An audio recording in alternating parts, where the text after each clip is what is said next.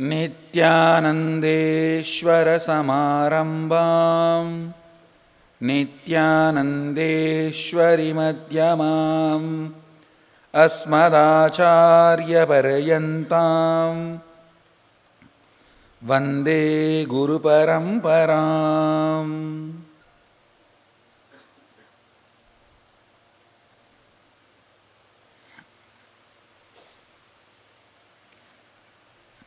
I welcome all the disciples, devotees, owners of Sarvanyapita, visitors, viewers, sitting with us all over the world through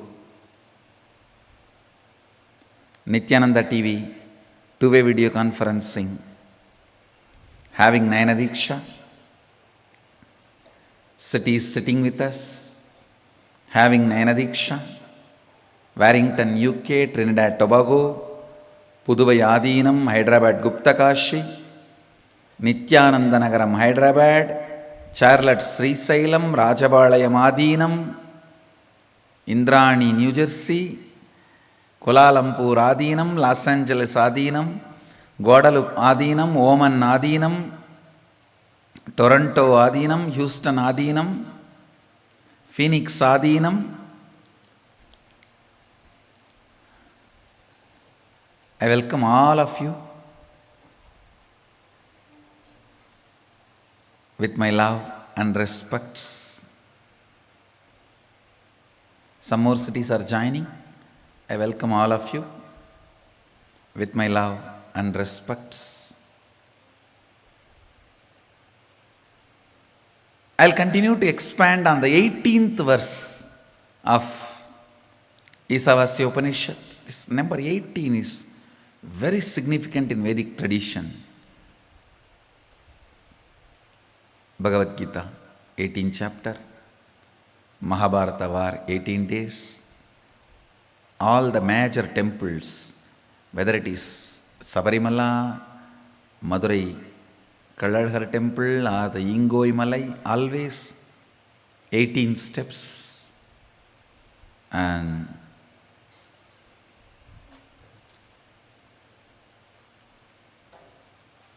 the 18 Agroni Sena fought the Mahabharata war. 18 is very significant number. But all 18s came after this Isavasya Upanishads 18 verses. This is the first 18. Because please understand, Isavasya Upanishad is the first Upanishad. Rama, listen. Rama, when he lived in Ramanagaram, received all the 108 Upanishads at a time from Mahadeva under our banyan tree. And after the victory, when he came back, he brought, after the victory when he came back, he had Pattabhishekam and he brought Hanuman and showed all the places he travelled. They had a vacation tour. At that time, Hanuman also came to this place. And then again, sitting in Ramanagaram, that hill, Rama put the whole 108 Upanishads names together, what he received from Mahadeva, and repeated to Hanuman. That is Muktikopanishad. Please understand, whatever I am saying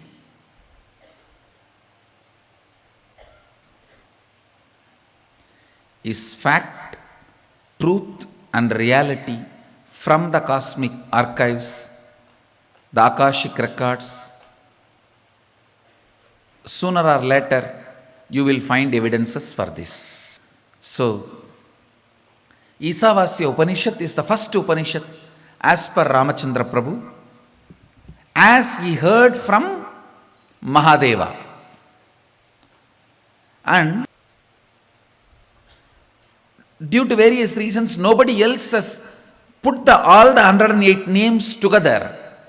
See, from Mahadeva, Devi heard all the 108 Upanishads, Saptarishis heard, Kapila heard, Nandi heard, Subramanya heard, Rama also heard.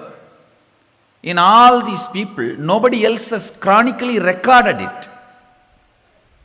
Nobody chronicled the whole thing. Nobody put all the 108 names in a list other than Rama. Rama always had the habit of staying in only the place where Jyotirlinga is there. Wherever he stayed only with Jyotirlinga. See Nasik, Triambakeshwara, Rameshwaram. Before he won and came back, there was no Ramalingam, because that deity was installed by Sita, but he never stayed there. The first Ramalingam, Rameshwara, installed by Rama is this Ramanagaram temple. Ours is Swayambhu, the Nithyanandeshwara here, the Mahadeva here is Swayambhu. That is why he stayed here, so that he can come and have puja every day. He can come and do puja every day. But after killing Kakashura, to remove that sin, he installed a lingam in Ramanagaram temple. There is Rameshwara, the deity is there, that was installed by him. Then he moves and goes to south. After Sita was kidnapped, he goes to Sri Lanka, and you all know the Ramayanam story. When he was here, staying with Sita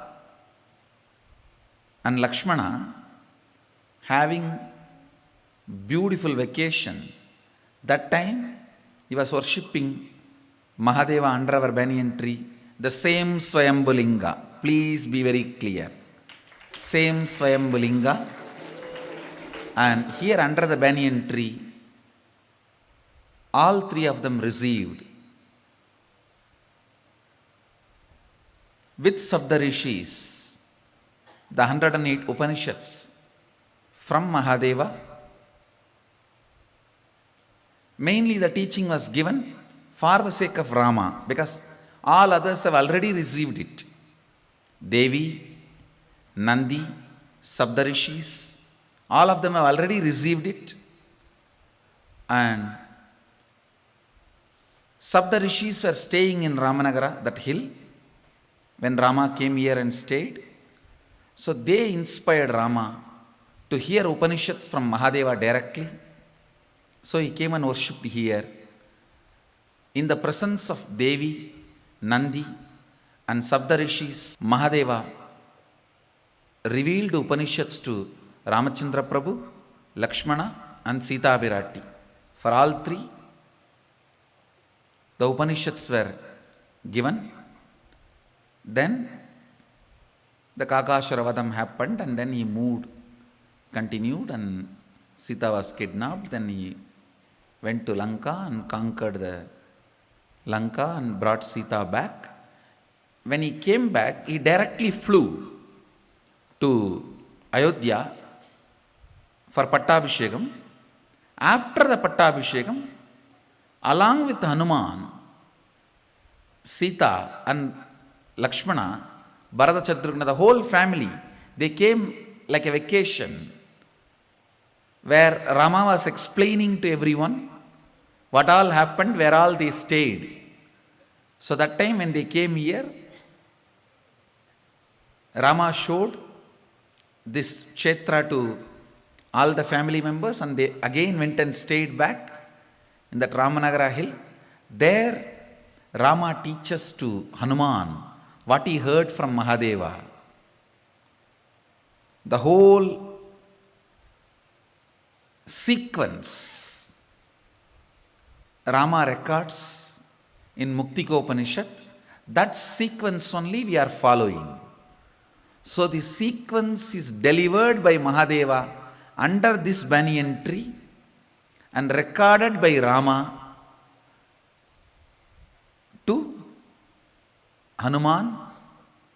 We are following the same sequence. As per that sequence,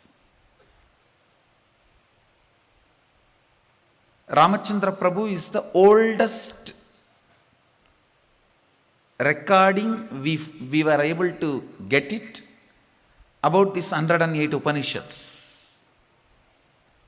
So we are following that. The 108th Upanishad, the Muktiko Upanishad, Sri Ramachandra Prabhu records all the 108 names. As per that 108 names, this is the first Upanishad, Isavasya Upanishad, 18th verse. I'll repeat the verse once, read out the translation, then give you the commentary. Agne Supataraye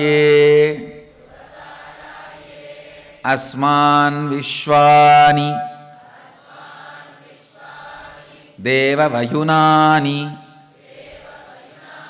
Vidwan Yuyot Yasmajjuhu Puranamena Bhuyishtam De Nama Vuktim Videma Agne Naya Subhataraye Asman Vishwani Deva Vayunani Vidvan Yuyot Yasmajjuhuranamena Bhuyishtam De Nama Vuktim Videma. I'll read out the exact translation. O Agni, the fire god, knower of all our actions and all that is worth knowing, you must take us along the righteous and auspicious path of completion. Please listen. You need to understand this first line. O Agni, the fire god, knower of all our actions and all that is worth knowing, means even the modern science proves when your brain knows something, that area gets lit up. The knowing action happens.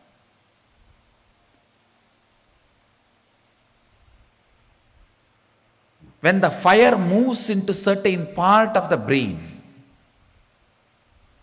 Please understand.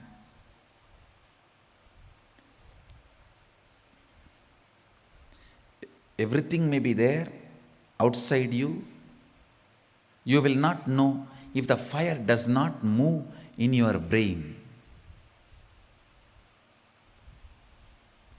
If the fire moves in your brain, only then you will know what is happening.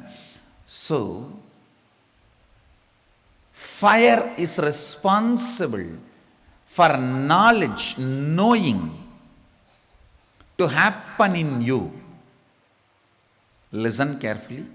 Fire is responsible for the knowledge to happen in you. I tell you.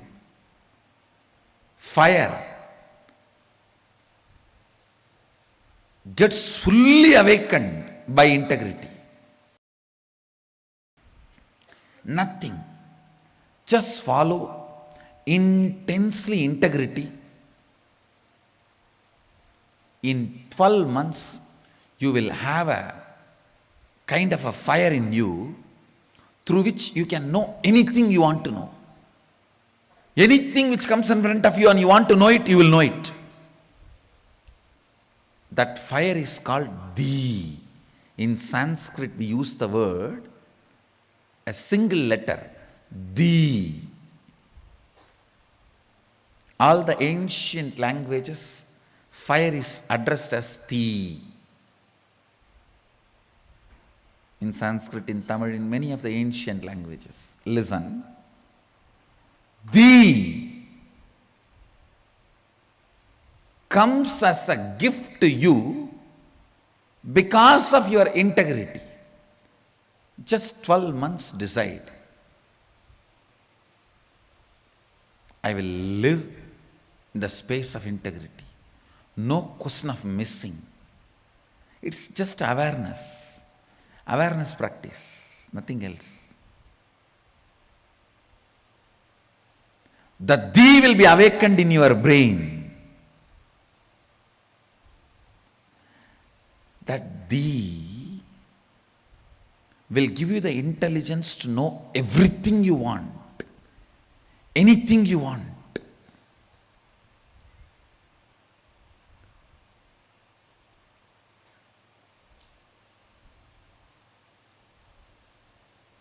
Here the Upanishadic rishis are addressing fire.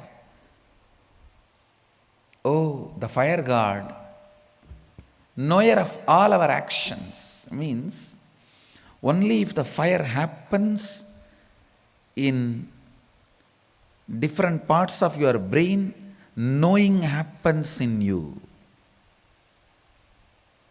Knowing happens only if the fire happens. So without the knowledge of fire, knowing cannot happen. Knowing is very closely associated with fire. Fire, whether it happens here or there, only if it happens, you will know what is happening. You will know what is happening. It's very closely related to integrity, understand? Integrity is one of the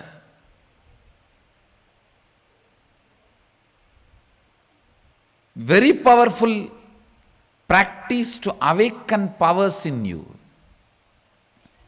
If somebody practices integrity, I don't even touch to open their third eye. Enough. Just a blow is enough, it will open up. Because integrity is like a fire. Any coconut kept near the fire, you don't need to break it, you just knock it, it will open. People used to ask me, I used to break the coconut just like that, I'll put it in the hand and it will break. People ask, how, Swamiji? It's nothing. If you keep the coconut near the oven, that fire, when it heats up, you don't need to break, you just knock, it will open up.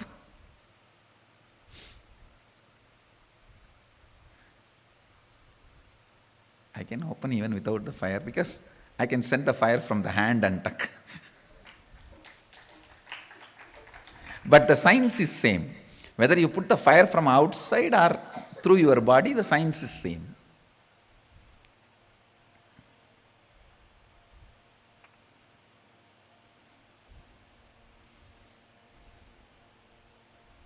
Listen, fire, knowing, integrity is all one and the same.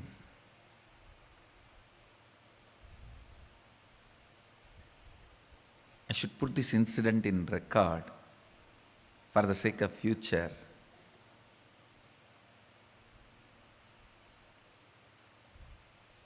When I was reciting this verse on the banks of Ganga, the place called Tail Ghat, actually Hamsananda Swami, who gave Kashaya to, means the Kavi, to Vibhudananda Puri and Isakki Swami, when he was traveling towards south, he came by walk to Rameshwaram. That time they received and they asked me to go and meet him. But I was never able to meet when they were alive. So after they left the body, I went. and had his darshan.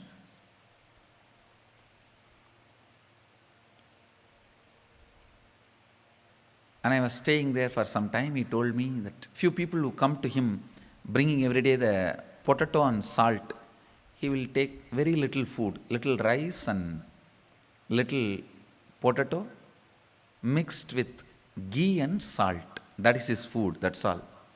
Boiled potato, adding ghee and salt, he will make like a ball and he will put that into the rice and have. That's all is his food. So people who bring that rice and potato and ghee for him, they will all ask him, Babaji, give some Upadesh. In Bengali they will ask, Kuch bolo, give some Upadesh. He will make fun of them. Hey, I have not read anything. So he will show me and say, he is a Bahut Badi Baba.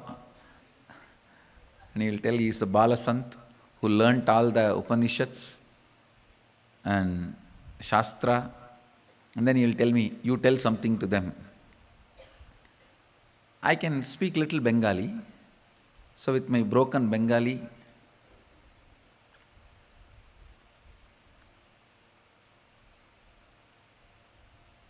I was trying to explain these Upanishads. When I was explaining this 18th verse, this very mantra,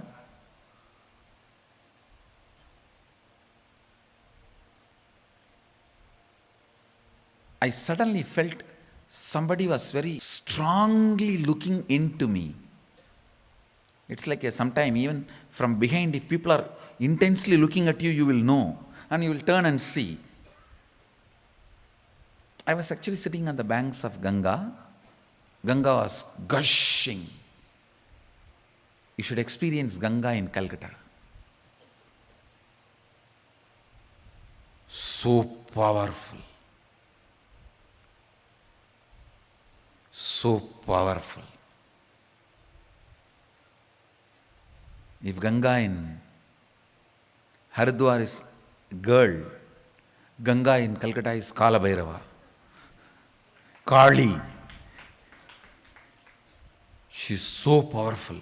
2-kilometer width, some places.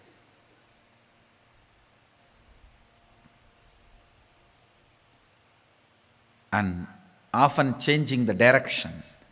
During the low tide and ebb tide, it will flow this way and this way. You will be surprised, Ganga will be flowing inside.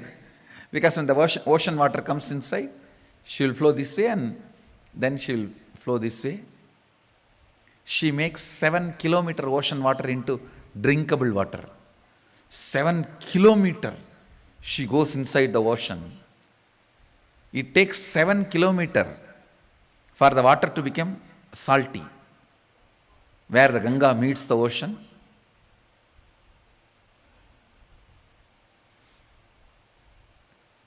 I was sitting on the banks of Ganga. It's a small temple there. Some Ganesha, Durga, all of them are there. Small temples. And one room where this Baba used to stay. He's a Naga basically. So he won't wear dress. And he will sit on the gunny bag. The place is called Tail Ghat. A few rich Jains used to bring that rice and potato for him, sometimes roti. So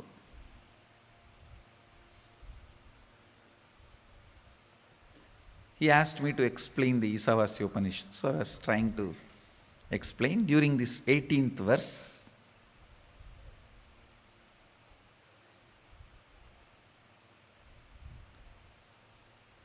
I felt somebody was intently looking at me. I just turned. I saw Hamsananda Swami only. He was only staring at me. Too strongly. He was staring at me.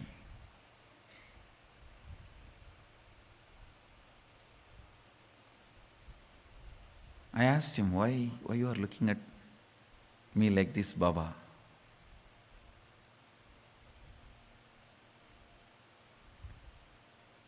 He said, when you were explaining intensely, I understood whatever you are sharing, it is directly from your experience. So I wanted to look in. Whatever is in your inner space, I just wanted to grasp. When I looked in, I saw it's a whole cosmos opening. I got frightened. You turned towards me.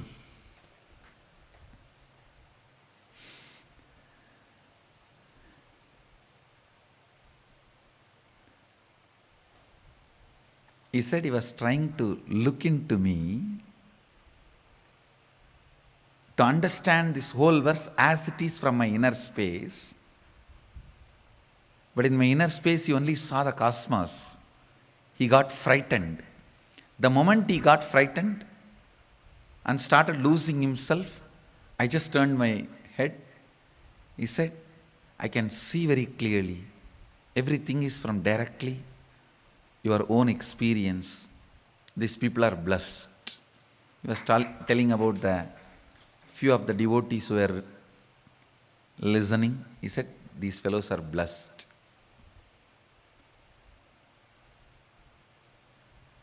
Agne naya subhadaraye asman vishwani deva vayunani vidvan yuyot yasmajjuhuranamena bhuyishtam denama uktim videma.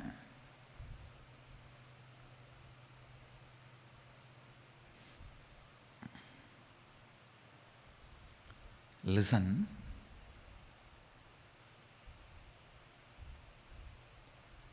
Agni is the knower of all our actions and all that is worth knowing in the universe he knows. Please understand. Anywhere knowledge happens, Agni has to be there. Without Agni, knowledge cannot happen.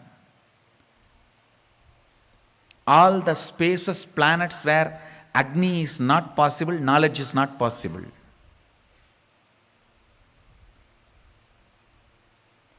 The modern day scientists are searching and trying to find if there is a place with water, human beings will be there or aliens will be there. I tell you, no. If there is a place where Agni can happen, only there life can happen, knowledge can happen, nowhere else. Only where Agni can happen, knowledge can happen, life can happen, nowhere else.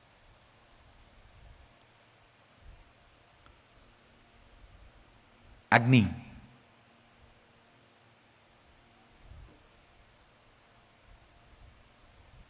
Who is knower of all our actions and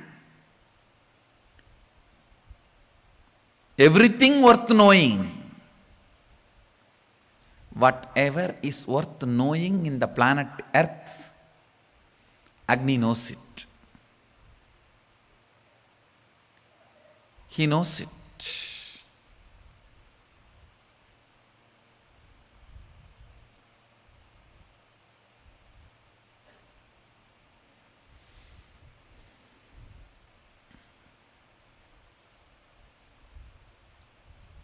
The Upanishadic rishis are addressing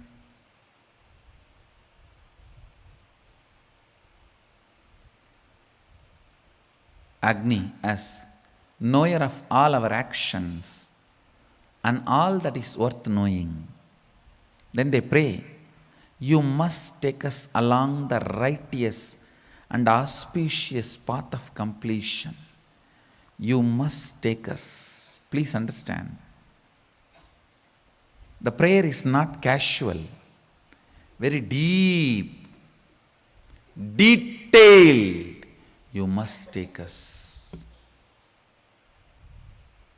along the righteous and auspicious path of completion. Subhadaraye Asman Vishwani Deva Vayunani Vidvan. You must take us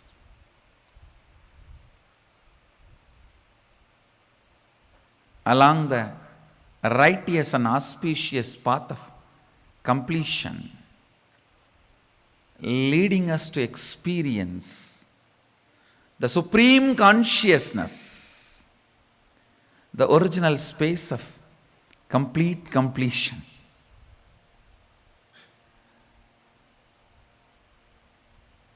I can say that this is the best prayer you can offer to God when you meet Him personally.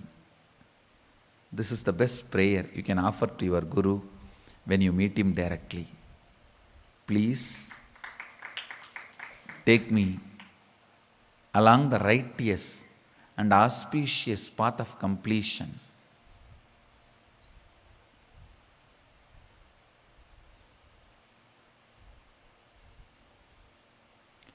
Leading us to experience the supreme consciousness.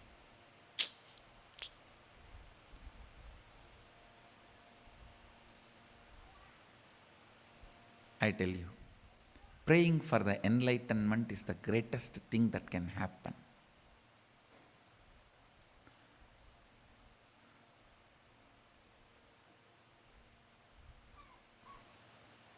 Intensely seeking enlightenment, praying for enlightenment, I tell you, more and more you pray for enlightenment, more and more your routine will become integrated. Laziness will never be part of you. Boredom will never be part of you. Boredom and laziness is nothing but you do not want to hold on to your ideals. That's all. You do not want to hold on to what is life for you. What life holds for you.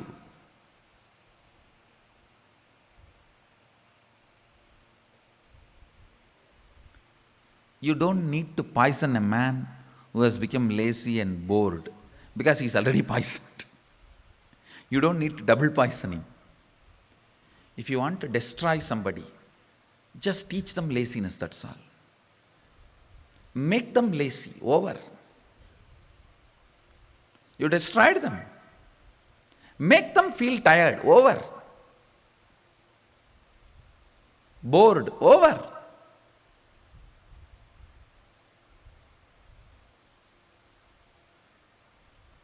Laziness, boredom,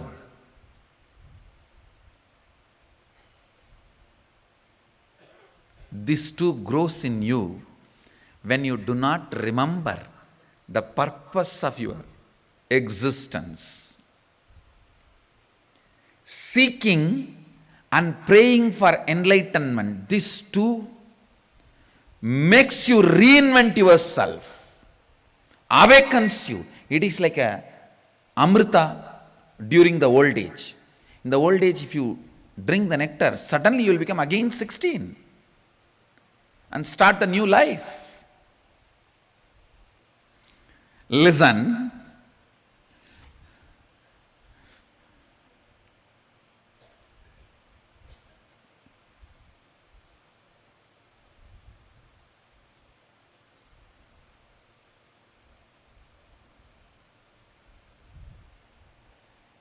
Seeking the truths of life, praying for enlightenment, this too kindles the whole fire in you.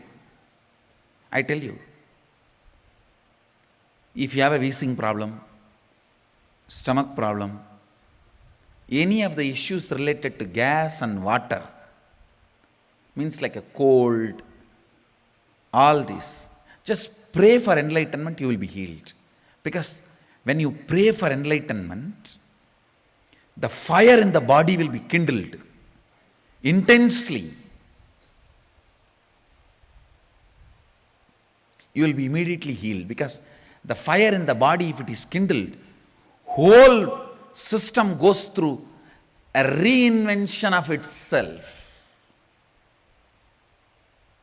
Understand? every time you pray for enlightenment, fire in your system will be rudely awakened. Rudely awakened. That's the word I am using.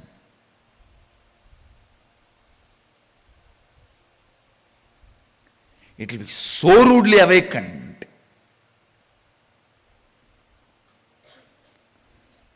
The sleep, tiredness, boredom,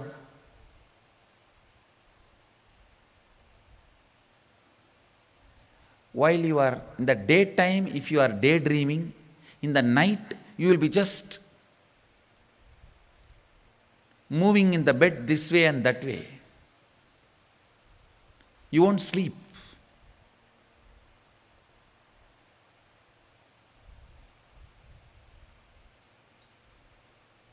Just pray for enlightenment. This problem will be solved. Because the daydreaming will drop. When the daydreaming drops, night dreaming will drop. You will become so alive. So alive. Constantly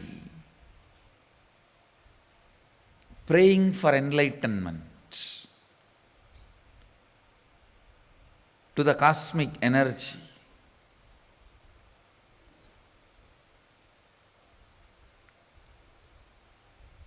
You can call it as God or Guru, whatever, it's up to you. Constantly praying intensely awakens that joy, fire energy in you and keeps it alive. That's the main thing. Makes you reinvent yourself. Makes you reinvent yourself. Agnena yasubhataraye asman vishwani deva vayunani vidvan yuyotyas majjuhuranamena bhuyishtam denama uktim videma.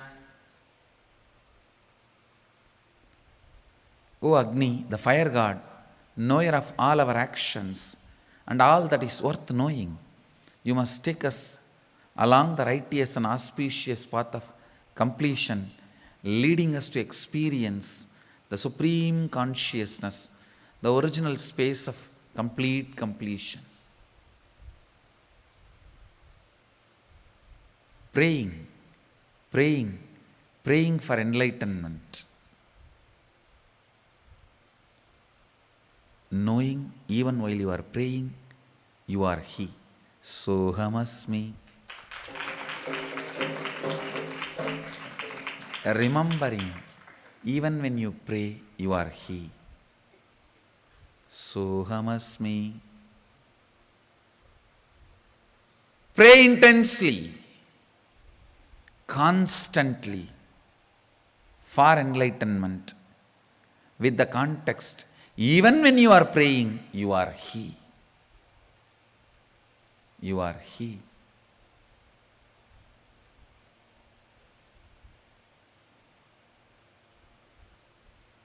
The essence of today's satsang. Constant prayer for enlightenment. I'll continue to expand on this verse because there are some more beautiful sacred secrets, that innocent surrender, innocent devotion. Devotion and surrender without qualifying or giving any conditions apply.